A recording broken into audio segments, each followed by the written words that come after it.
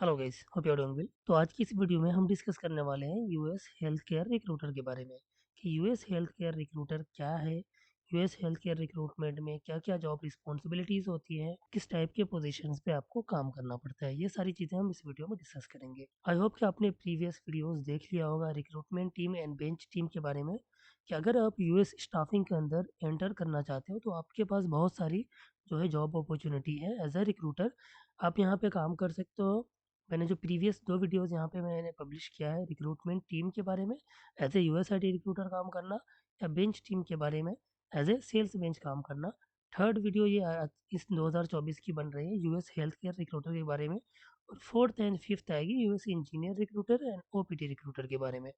तो आज की इस वीडियो में हम डिस्कस करने वाले हैं यूएस हेल्थ केयर रिक्रूटर के बारे में। यूएस हेल्थ केयर रिक्रूटर की जो रिस्पॉन्सिबिलिटीज़ होती है, सबसे पहले हम समझ लेते हैं कि इसके अंदर एग्जैक्टली होता क्या है। A US healthcare recruiter is a key player in connecting talented individuals with vital roles in the healthcare sector. Their mission is to ensure healthcare organizations have the right professionals and job seekers find fulfilling careers. Here is a breakdown of their duties. यहाँ पे हम job duties को देखेंगे, उससे पहले हम ये समझ लेते हैं क्या यूएस हेल्थ केयर रिक्रूटर, उसका एक लाइन में अगर हम इसको डिफाइन करें, हेल्थ केयर रिक्रूटर को जो काम करना होता है वो यूएस में जो हेल्थ केयर सेक्टर्स, जो कंपनीज हैं, हॉस्पिटल्स या एजेंसीज, फार्मा कंपनीज, वहाँ पे उनको जो हायरिंग करनी होती है स्टाफ किस टाइप के होते हैं वो चीज़ हम यहाँ पे देखेंगे टाइप ऑफ पोजीशंस में, तो उनको फुलफिल करना होता है। तो आई होप कि आपको ये समझ में आ गया होगा कि यूएस हेल्थ केयर के अंदर एग्जैक्टली क्या होता है। अब यहाँ पे हम देख लेते हैं कि ड्यूटीज़ में जो है क्या आता है। इसके अलावा भी कंपनीज टू कंपनी रेफर करता है, कुछ चीज़ें जो है चेंज हो सकती है, बट मेजरली इन डोमेन क्या होता है वो चीज़ें जो है हम यहाँ पे एक्सप्लेन करने वाले हैं।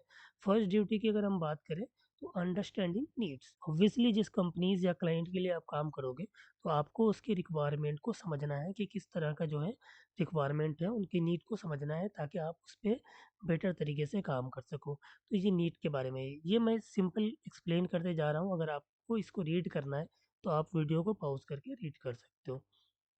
सेकंड नंबर पे अगर हम देखेंगे तो रिज्यूमे एवेल्युएशन, मीन्स कि जब आप नीड समझ जाओगे कि किस तरह की रिक्वायरमेंट है तो उसके ऊपर आपको सोर्सिंग करना है, मीन्स कि कैंडिडेट फाइंड आउट करना है।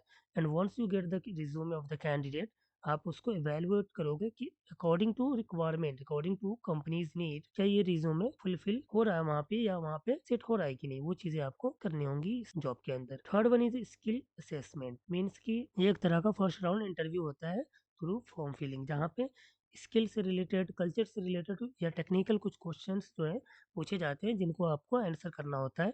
एंड उसके बिहाफ पे जो है कंपनीज डिसाइड करते हैं कि इनका इंटरव्यू होना है कि नहीं होता है। तो वो असेसमेंट जो है आपको कैंडिडेट को भेजना होता है on the behalf of the company, और वहाँ पे उनका जो है रिजल्ट जो है क्लाइंट देख करके डिसाइड करते हैं कि इनका इंटरव्यू होगा या नहीं होगा। फोर्थ नंबर अगर हम देखें तो वीज़ा स्टेटस कंसिडरेशन। ऑब्वियसली आप यूएस के लिए काम कर रहे हो तो वहाँ पे जो कैंडिडेट्स हैं वो किस वीज़ा स्टेटस पे स्टे कर रहा है वहाँ पे, वो चीज़ें आपको देखना ही पड़ेगा। यूएस स्टाफिंग में अगर आप काम करते हो किसी भी पोजीशन, किसी भी डेजिग्नेशन पे, तो आपको ये चीज़ें कंसिडर करनी पड़ेंगी कि कैंडिडेट जो है कौन सी वीज़ा स्टेटस पे वहाँ पे स्टे कर रहा है, और वो वीज़ा स्टेटस वर्क करने के लिए एलिजिबल है या नहीं, वो चीज़ें आपको देखनी होंगी। वीज़ा से रिलेटेड अगर आपको नहीं पता है कि कौन सा वीज़ा होता है, किस तरह का वीज़ा होता है, तो उसके रिगार्डिंग जो है हमने पहले ही एक वीडियोस बनाया हुआ है, तो वो वीडियो जाके आप देख सकते हो, डिस्क्रिप्शन में उसका लिंक मिल जाएगा। फिफ्थ नंबर पे हम देखेंगे नेटवर्किंग, मीन्स कि आपको अपना नेटवर्क जो है स्ट्रॉन्ग करना होगा on the social media, like LinkedIn पे आप कर सकते हो।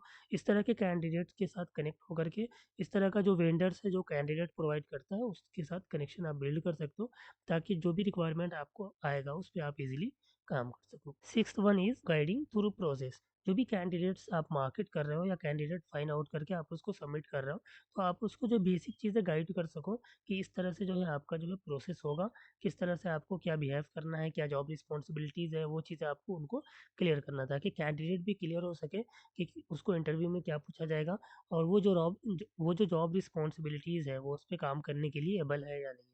तो उसके अकॉर्डिंग कैंडिडेट भी डिसाइड कर पाएगा कि वो यहाँ पे प्रोसीड करना चाहेगा या नहीं। And the seventh is documentation support. Once a candidate got selected, आपको डॉक्यूमेंटेशन पे काम करना होगा, मीन्स कि उसका जो है बैकग्राउंड वेरिफिकेशन होगा। इसके अलावा आपको एडमिन के साथ कॉलैब करके उनका बैकग्राउंड वेरिफिकेशन कंप्लीट करवाना होगा। उसके बाद ही ऑन बोर्डिंग का जो है प्रोसेस होता है किसी भी कंपनीज में या किसी भी सेक्टर में, not in health care only. And the eight one is cultural fit. The candidate you are sourcing, आपको वो चीज़ देखनी होगी कि क्या ये कैंडिडेट उस कल्चर के लिए फिट होगा या नहीं। इसमें ये चीज़ें भी आती हैं, सपोज आपके पास कोई position I, the 8 years of candidate experience required, तो वहाँ पे आपको उसी तरह का 8 to 9 या 7 to 9 years of experience candidate आपको सोर्स करना है। If 7 is okay then okay, otherwise 8 to 9 और 9 to 10 years ऑफ कैंडिडेट। अब अगर वहाँ पे अगर आप 10 to 15, I mean 15 to 16 years का कैंडिडेट फाइंड आउट करते हो, मे बी वो कैंडिडेट जो है वो आपके पेरोल पे आ भी जाए उस रेट पे, बट माइट भी वो कैंडिडेट ओके नहीं होगा उस जॉब डिजिग्नेशन पे, तो आगे चल के ये चीज़ें दिक्कत होंगी। और भी बहुत सारी चीज़ें जो है वो जो कल्चरल फिट में आती है, बहुत सारी चीज़ों का जो है आपको ध्यान रखना पड़ेगा at the time of recruitment. And last one is ninth, compliance. Compliance क्या होता है? जो रूल्स एंड रेगुलेशन होता है किसी भी स्टेट गवर्नमेंट या सेंट्रल गवर्नमेंट का, या फेडरल स्टेट बोला जाता है यूएस के अंदर, तो उसका जो भी कंप्लाइंस होता है, मीन्स की टैक्स टाइम पे फिलअप करना या किस तरह का गाइडलाइन पॉलिसीज हैं रिक्रूटमेंट से रिलेटेड, वो सारी चीज़ों का जो है आपको नॉलेज होना चाहिए, ताकि अकॉर्डिंगली जो है आप किसी भी रूल को या गाइडलाइन को वायलेंस ना करें at the time of recruitment and the onboarding process. तो ये सारी चीज़ें जो है आपके जॉब ड्यूटीज़ में आएंगी।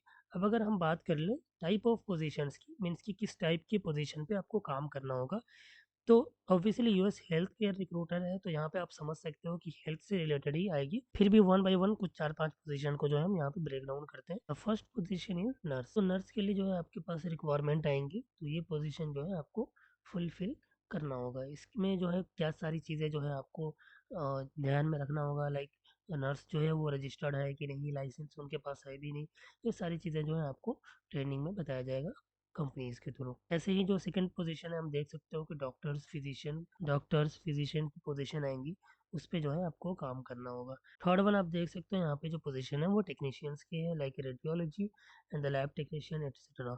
And the fourth one is administrative staff, means कि एडमिन की पोजीशन के लिए भी वहाँ पे पोजीशंस आ सकती है किसी भी नर्स, किसी भी हॉस्पिटल्स या फिर किसी भी ऑर्गेनाइजेशन के अंदर। ऑब्वियसली एडमिन की नीड तो होती है, तो वो उसी सेक्टर्स के जो कैंडिडेट हुए उनको फाइंड आउट करेंगे, लाइक रिसेप्शन के लिए, बिलिंग के लिए, office managers etcetera. And the fifth and the last one is therapist, physical therapist, occupational therapist, speech therapist, इस तरह के जो भी थेरेपिस्ट है, लाइक साइकोलॉजिस्ट एक्सेट्रा। तो ये सारी चीज़ें, इस तरह की जो है पोजीशंस आपको मोस्टली आएंगी। तो आई होप कि जो है ये आपका फंडामेंटल जो है आपका क्लियर हुआ होगा कि यूएस हेल्थ केयर रिक्रूटर में किस तरह की जो है पोजीशंस आएंगी, क्या रिस्पॉन्सिबिलिटीज़ आपकी हो सकती है।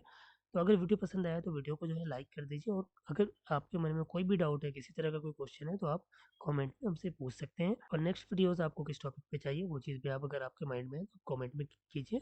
ऑब्वियसली हमारा जो नेक्स्ट वीडियो आने वाला है वो engineer, US engineer recruiter and OPT recruiter पे आएगा। एक बार हम इसको रिकॉल कर देते हैं कि हमारा कौन कौन सा टॉपिक जो है वो कवर हो चुका है। यहाँ पे आप देख सकते हो कि रिक्रूटमेंट टीम में जो काम करता है उसको बोलते हैं यूएस आईटी रिक्रूटर, ये हमने कवर कर लिया है।